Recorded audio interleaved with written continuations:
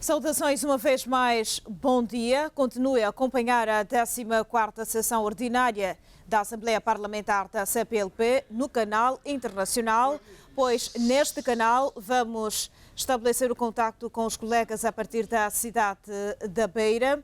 O Conselho de Ministros está reunido e dentro de alguns instantes o porta-voz do Governo, Inocêncio Impissa, vai falar dos pontos discutidos nesta sessão.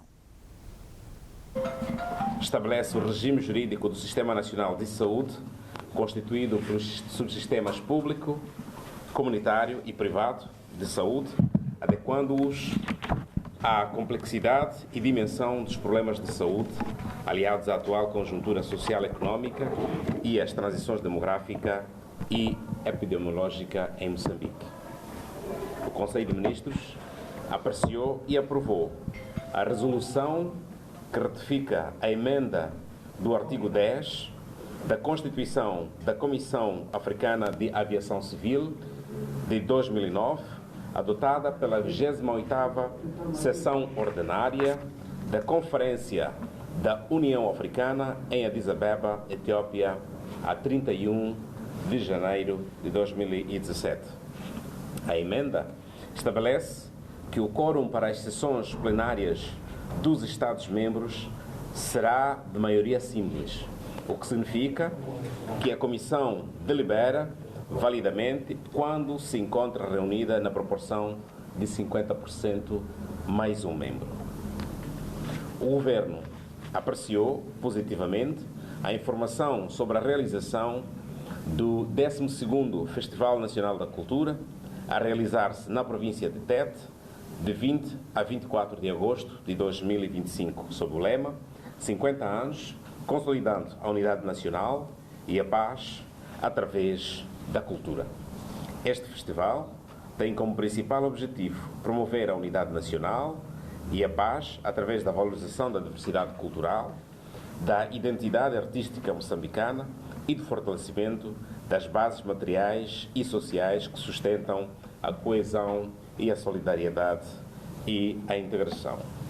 O 12º Festival Nacional da Cultura assume um caráter competitivo nas suas fases distrital e provincial, com o objetivo de selecionar os melhores artistas e grupos culturais que representarão as respectivas províncias na fase final de âmbito nacional.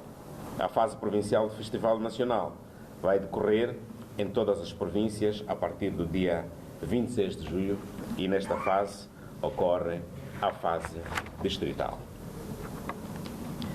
O Conselho de Ministros apreciou positivamente a reflexão sobre a potencialização e autonomização dos distritos para ações de prevenção e respostas aos desastres naturais, com principal objetivo de dotar os distritos de técnicos, técnicas e meios necessários para lidar de forma autónoma com os eventos extremos e a dar respostas imediatas. Esta resposta vai ser coordenada através dos mecanismos atualmente existentes, como sejam centros operativos de emergência, conselhos técnicos de gestão de riscos de desastres ao nível provincial, distrital e nacional. 3 comitês locais de gestão de riscos de desastres e deverá ocorrer nos mecanismos regulares de planificação e orçamentação das ações de governação. O Conselho de Ministros apreciou a informação do ponto de situação da infraestrutura integrada de processamento para a produção de petróleo leve, gás natural e gás de petróleo liquefeito, ao abrigo do contrato de partilha de produção. Para a infraestrutura integrada de processamento, as operações estão previstas para iniciar em setembro de 2025, enquanto que a central térmica de Temane prevê o início das operações em fevereiro de 2026. O Conselho de Ministros foi informado da inscrição a 13 de julho de 2025 do Parque Nacional de Maputo na lista do Património Mundial da Unesco, durante a 47ª sessão do Comitê do Património Mundial, que decorre em Paris, França. O Parque Nacional de Maputo, que engloba áreas do distrito de Matutuine e do Distrito Municipal de Canhaca, foi inscrito como patrimonial natural em resultado do reconhecimento dos seus valores universais excepcionais em conformidade com os critérios 7, 9 e 10 da Convenção do Património Cultural e Natural do Mundo. O Parque Nacional de Maputo destaca-se por possuir uma vasta gama de ambientes marinhos, costeiros, úmidos, estuarianos, de água doce e terrestres de grande beleza paisagística e, em grande parte, intactos. Acresce-se ainda que os recifes de coral, longas praias arenosas, dunas costeiras, sistemas lacustres, pântanos, zonas úmidas extensas, mangais e leitos de ervas marinhas, proporcionando um habitat único da África Austral. No património natural, destacam-se, entre outras comunidades de tartarugas nidificantes, megafauna terrestre e marinha e grandes agregações de aves aquáticas. Com a inscrição, o Parque Nacional de Maputo se junta à Ilha de Moçambique, passando o país a contar com 2 sítios na lista do património mundial. Muito obrigado. Muito obrigada, Excelência. Vamos abrir espaço para os colegas da comunicação social colocar questões, por favor. Bom dia. Jorge Matheus, não quero mais. Já começou a falar da saúde, gostava de aproveitar esta oportunidade que é para apresentar uma questão. Notamos na semana passada algum desconforto por parte dos médicos estagiários em relação à recuperação do seu subsídio. Gostava de perceber qual é a fundamentação do governo faz em relação à recuperação deste subsídio, tendo em consideração que são jovens que permanecem nos hospitais por 26 meses, depois há horas de trabalho. Gostava de perceber. Obrigada. Mais alguma questão, por favor? Ainda toca a saúde, gostaria de ter alguma informação concreta sobre a paralisação da máquina de radiação no nível do Estado Central do Maputo, que é a única máquina de radioterapia ao nível do país para tratamento do cancro. Também queria saber se há alguma novidade sobre os insumos que faltam ao nível do Estado Central, no que toca exatamente sobre a necessidade de pessoas que têm insuficiência renal. Já há algum tempo algumas pessoas pareciam e houve até uma greve em relação a isso, pacientes colocaram esta questão do hospital e parava-se com a falta de insumos para o tratamento imediato. Desculpa, vamos explorar desta vez em relação à pergunta colocada pelo colega. Qual é a razão da suspensão do que o Estado poupa isso? Sim, por razão da Conselho de Saúde, queremos perceber o que está sendo feito com relação à situação da via da máquina de raio-x que está em causa. Com relação a alguns casos já registrados da Iula de Macaco na província de Niassa, gostaria de saber até que ponto, ou seja, podemos considerar que está cautelada esta situação, visto que já há um registro de alguns casos na província de Niassa. Excelência, não vejo mais pedidos. Não seria a última questão, que tem a ver com a saúde também. Queria saber até que ponto os estados gerados têm sido pivô para alavancar o funcionamento do Estado Central. Desculpa, eu queria colocar duas questões. A primeira tem a ver com a Moval. A Moval está a enfrentar dificuldades para renovar o fornecimento de energia a partir da HCB. E queríamos saber o que o governo está a fazer para evitar o pior aconteça e que trabalhos estão em curso para que a HCB continue a fornecer energia nas quantidades procuradas pela Moval. A segunda questão está relacionada com o roubo de ouro e ouro na província de Nampula. Quais são as quantidades exatas que foram roubadas? Há quem fala de 56 quilos, há quem fala de 5,6 quilos. E, de uma forma geral, qual é a quantidade de ouro que é produzido no país? Excelência, muito obrigada, colega. Excelência, não há mais questões. Muito obrigado pelas questões que nos colocam. Acho que a saúde está em alta. A maior parte das questões aqui são em relação à saúde. E vamos mencionar aquelas cujas respostas as temos de forma definitiva.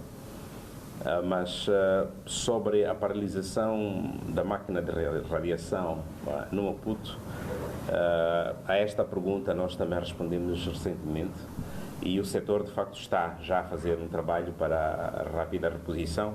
O mesmo diga-se em relação à máquina de raio-x aqui da província, ou seja, são detalhes de facto que devem estar sob o atendimento do setor e, como podem perceber, há diferentes meios que é preciso conseguir adquirir e substituir em parte a capacidade técnica inclusive da sua reparação. Precisamos de mobilizar esforços, inclusive externos, para conseguir repor o funcionamento. Mas é uma preocupação do governo, porque afeta moçambicanos que devem ter assistência. Sobre a questão da hemodiálise, é preciso dizer, bom, sobre insumos ou não, tem estado a se conseguir, mas a capacidade de resposta é reduzida. No entanto, continua a ser uma preocupação, até porque moçambicanos dependem muito desse, mas por causa da facilitação que se faz aos moçambicanos, não só pela importância da intervenção, portanto, o tratamento, a hemodiálise, mas também sobre os custos que incidem sobre eles. Os custos aplicados ou conseguidos dentro do Sistema Nacional de Saúde são os mais acessíveis e facilitam os moçambicanos a ter, e continua também a ser preocupação, porque, de facto, estes dependem necessariamente desta intervenção ao nível do setor da saúde. Em relação à varíola dos macacos, sim, é uma colocação feita. Na verdade, são creio que três casos, e é um caso já detectado. Trata-se de 3 cidadãos nacionais que se deslocaram, portanto, no trajeto Malawi-Moçambique. Portanto, Malawi tem muito mais casos, pouco mais de 40 casos. Então, creio que devem ter estado dentro do contacto. No entanto, o que o país fez foi colocar ou mantê-los em quarentena, por forma a que se possa acompanhar num cenário isolado, que permita que, naturalmente, eles não espalhem, portanto, esta doença. No entanto, o setor da saúde está atento, está a criar condições para que de lá não saia, portanto, o distrito de Lago, de lá não saia e não se espalhem casos para moçambicanos. Então é alguma coisa dentro do controle e há aqui toda a atenção que se está a dar, naturalmente, para estes 3 casos já identificados, e o esforço é que não se alastre o caso. Em relação ao apoio geral apoio entre o Hospital Geral e o Hospital Central, bom, o que se pode dizer é que, sendo um hospital recente, a expectativa de facto é que, bom, a procura de serviços de saúde de facto tenha todo o atendimento possível e entre os hospitais haja aqui uma compensação e que não haja necessidade, por exemplo, de recorrer a hospitais fora, portanto, da cidade e da província de Cidade da Beira, da província de Sofala, para outros lugares, se encontre quase todos os atendimentos necessários, mesmo aqui. Não tenho casos estatísticos, por isso não tenho elementos específicos para dizer até que ponto é que se presta este suporte, mas com certeza o simples fato de termos aqui 2 hospitais, um geral e um central, naturalmente isso indica que a população tem melhor serviço, tem mais possibilidades de ser atendida e naturalmente temos profissionais dedicados para os cidadãos. Portanto, é uma compensação necessária e naturalmente a vida. E aqui, naturalmente, acho que é mais fácil, depois de uma base estatística de atendimentos e tratamentos, saber quantos é que saíram de um para o outro e o atendimento fica assim, e também termos a capacidade de perceber quantos moçambicanos deixaram de viajar para serem atendidos necessariamente no hospital que foi, tanto recentemente, disposto à disposição da população de Sofala. Em relação ao desconforto que foi notável em relação aos médicos estagiários por conta da suspensão ou da revogação do decreto, e o que é que está por detrás? Acho que foram estas 2 perguntas. O que é que está por detrás desta revogação? Bom, era expectável que houvesse naturalmente um desconforto para os estudantes que, fazendo 6º ano, tinham expectativa de ter naturalmente um subsídio de estágio. No entanto, partilhando aqui a este nível, vale a pena dizer que, bom, este subsídio foi introduzido no ano de 2024, no ano de 2004, queria dizer, e quando foi introduzido este subsídio, na altura, tínhamos uma única faculdade de medicina na Universidade Eduardo Mondlane, e era um curso que nós pretendíamos que muitos moçambicanos tivessem preferência para permitir que eles pudessem naturalmente avançar. Portanto, era uma forma de conquistar mais, atrair mais estudantes para o curso de medicina, para que pudessem naturalmente que o país pudesse ter muito mais médicos, muito mais profissionais de saúde. No entanto, é aplicável apenas aos médicos generalistas, no caso. E os motivos que estão por detrás desta revogação, primeiro, tem a ver com o fato de que a situação e a conjuntura económica do país não é das melhores. Devem estar a acompanhar situações recorrentes, por exemplo, de uma dívida com os médicos, com os professores, ou com funcionários, com fornecedores, entre outros. Então, não há soluções mágicas a dar. É preciso dizer-se isto de verdade. O país precisa de produzir muito mais para ter recursos e poder investir em várias atividades. Então, não há condições de continuar a suportar esta despesa. Aliás, devo dizer que, por conta desta despesa, há uma dívida relativamente grande com os estudantes estagiários, neste caso, os que estavam a terminar e os que iniciaram, portanto, o 6º ano em 2025, e ronda pouco mais de 100 milhões de meticais. É muito dinheiro. E o que tem que se fazer é estancar isto.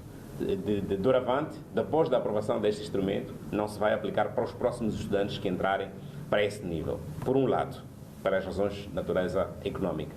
Segundo, é que na análise ou reanálise que foi feita, mesmo quando se estava a fazer esta reflexão, este subsídio tem servido apenas aos médicos generalistas, mas já não abrange, por exemplo, aos médicos dentistas. Não abrange, por exemplo, aos enfermeiros que estejam a fazer, por exemplo, curso de enfermagem superior. Não abrange a outros estudantes, por exemplo, que se encontram em universidades privadas e que fazem estágio também. Não abrange também aos estudantes que, por alguma razão, tiveram uma bolsa, quer do Estado ou outras, e estejam a trabalhar, portanto, a estudar, por exemplo, fora do país. Portanto, era um subsídio que era confinado a determinadas universidades, no caso de determinadas universidades públicas, portanto, tínhamos então uma situação de tratamento desigual entre o mesmo grupo. Mas também tem a ver com o avolumar do número de estudantes que deviam beneficiar-se deste subsídio, que agora reporta-se em situação de uma pressão imensa em relação ao orçamento do Estado. Então, tendo em conta todos estes elementos de uma abordagem discriminada ou discriminatória da aplicação deste subsídio, de uma abordagem numa situação, num contexto macroeconómico complexo para o país, para Moçambique neste caso, numa situação em que já há muitas outras universidades a prestar este curso e a demanda em relação ao número de cidadãos que fazem o curso de medicina aumentou bastante, estamos numa situação de dizer, bom, as razões que estiveram na base da instituição ou da instituição deste subsídio, penso que já não se colocam hoje.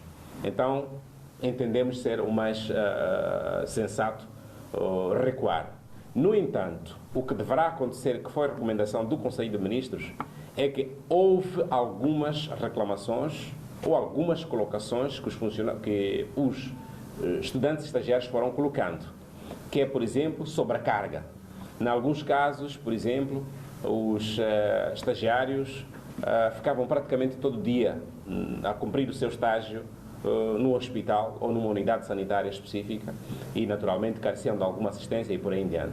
Então, para evitar que este assunto continue a acontecer, é preciso reformular a carga de estágio para os trabalhadores, ou, digamos, para os estagiários, que é para que não tenham o mesmo peso que tinham quando eram não só estagiários, mas também eram compensados com um subsídio. Este subsídio era mesmo para suprir um pouco o esforço que era naturalmente dado a este grupo de profissionais em formação, para que não tenham a mesma pressão. E, do outro lado, também sobre esta matéria de estágios, o que se pode dizer é que já temos muito mais instituições de formação, quer privadas, quer públicas, como fizemos referência, mas também não podíamos prolongar, por exemplo, a situação de desigualdade no tratamento dos diferentes candidatos à profissão médica, à enfermagem superior, entre outros. Mesmo o ICISA, que está junto ao Ministério da Saúde, ou digamos ao Hospital Central do Maputo, não tem este tratamento e aquela gente fica ali a dar todo este suporte. Bom, se calhar se o país estivesse bem, podia fazer, mas se calhar as razões não incorporaram. Agora, uma coisa que se pode dizer é que, de qualquer forma, com ou sem este subsídio, a realização de estágio passa a ser efetivamente uma matéria, continua a ser uma matéria obrigatória, até porque não se pode concluir o curso de medicina em saúde, no caso de medicina e de saúde, não se pode concluir sem um estágio concreto. E integra ao curso normal. Portanto, independentemente daqueles que tinham ou não o subsídio, é-lhes obrigado a passar pelo estágio profissional para que termine o seu curso, portanto, no 6º ano ou no último ano, independentemente dos casos, neste caso. Ou seja, tendo ou não subsídios, é preciso fazer estágio dentro de um ambiente regulado e dentro de um ambiente menos pressionado para aqueles que fazem estágio, para que não se confundam necessariamente. Eu tenho aqui mais duas questões sobre o ouro em Mogovolas. Os contornos estão a ser ainda clarificados, no entanto, refere-se a cerca de 50 quilos de ouro.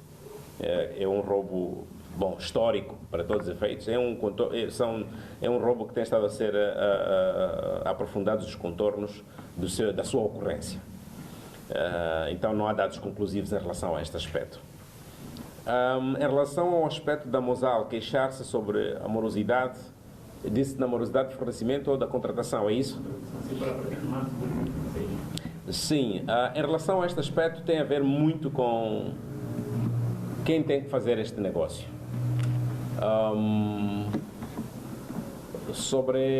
É nosso interesse que a Mosal continue a ter energia suficiente. Nosso interesse, digo, o interesse do governo. É interesse também do governo que quem fornece a energia passe a ser a EDM. Porque hoje a contratação é feita de forma direta e o que se pretende é introduzir o player, que é a EDM, que é a entidade responsável pela comercialização da energia produzida pela nossa hidroelétrica.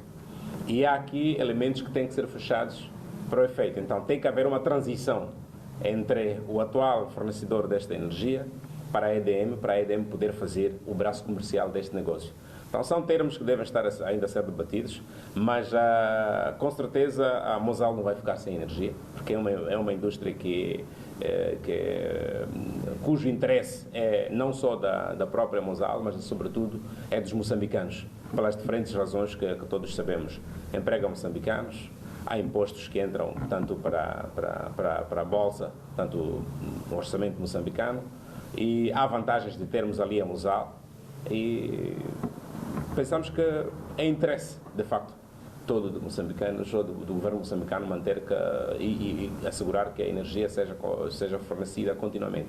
Aliás, digo mais, não obstante ter passado de março para cá, a Mosal nunca teve problemas de energia. Então continua a ter energia, ainda que os termos do contrato estejam a ser debatidos nestes termos. Posso-lhes assegurar. Excelência, queremos agradecer e agradecer também aos colegas da Comunicação Social e dar continuidade à conferência de imprensa. Muito obrigada. Muito obrigado, caros colegas. Termina assim a conferência de imprensa alusiva à 25ª sessão do Conselho de Ministros que decorreu aqui na cidade da Beira. O evento foi orientado pelo Presidente da República, que daqui a instantes vai proceder à inauguração do novo edifício do Serviço Provincial de Identificação Civil. Nós devolvemos a palavra aos estudos centrais em Maputo. Voltamos, se a situação justificar, a partir da cidade da Beira. Pedro Tomás e Carlos Mosse. Bom dia. Bom dia, Pedro Tomás. Continuação de um ótimo trabalho e assim acompanhamos o briefing do Conselho de Ministros a partir da cidade da Beira. O porta-voz do Governo falou de vários assuntos, com destaque para a retoma do Festival Nacional da Cultura, mas também falou da varíola dos macacos, doença esta que está a afetar pessoas no distrito do Laco, na província do Niassa. Já passam de 3 para 5 casos, de acordo com as autoridades de saúde naquele ponto do país, e falou também, pronunciou-se também acerca da retirada de subsídios aos estagiários de medicina. Estes e outros pontos para acompanhar com mais desenvolvimentos nos próximos espaços noticiosos da televisão de Moçambique. Graças pela atenção dispensada e continuação de um ótimo dia.